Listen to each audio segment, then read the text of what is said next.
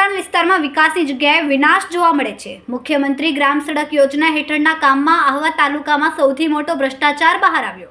ભ્રષ્ટાચાર અંગે તપાસ કરતા નિર્ગુડમાળ ગામે મુખ્યમંત્રી ગ્રામ સડક યોજના હેઠળ બનતા ડમર રસ્તાનો હિસાબ લેનારું કોઈ નથી। અટકેલા વિકાસના કામ અંગે માર્ગ અને મકાન જિલ્લા પંચાયત વિભાગ અને જંગલ ખાતાના અધિકારીઓને ખબર નથી।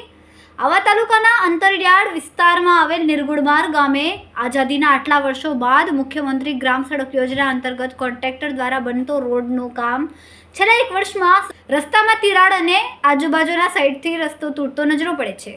ત્યારે નાળાના કામો પણ અધૂરો છોડી મુકાતા ગ્રામજનોમાં ભારે રોષ જોવા મળ્યો છે। વિકાસના કામ હજુ સુધી પૂર્ણ ન થતાં ગ્રામજનોમાં ભારે રોષ ભભૂકી ઉઠ્યો અને વહેલી તકે આ નાળાનું કામ પૂર્ણ થાય તેવી લોકોની માંગ ઉઠવા પામી છે।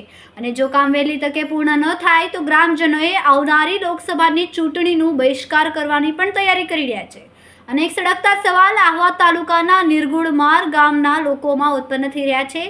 શું મુખ્યમંત્રી ગ્રામ સડક યોજના હેઠળ બનતા રોડનો હિસાબ લેનારું કોઈ નહીં? કોના ઇશારે કોન્ટ્રાક્ટરો આ રીતે બોર્ડ લગાવીને સરકારી ગ્રાન્ટના લાખો રૂપિયા પોતાની તિજોરીમાં ભરે છે? આવી એજન્સીઓ અને કોન્ટ્રાક્ટરોને કોણ પ્રોત્સાહન આપી રહ્યું છે? સરકારના વિકાસના કામો અને પ્રાથમિક સુવિધાઓથી જનતાને વંચિત રાખનારા એજન્સી અને કોન્ટ્રાક્ટરો સામે કડક પગલાં કેમ લેવાતા નથી? જેવા અનેક સવાલો નિર્ગુડમાળ ગામના લોકો વિકાસની રાહ જોઈ રહ્યા છે। રિપોર્ટર રમેશ માલા, તહેલકા ન્યૂઝ, ડાંગ।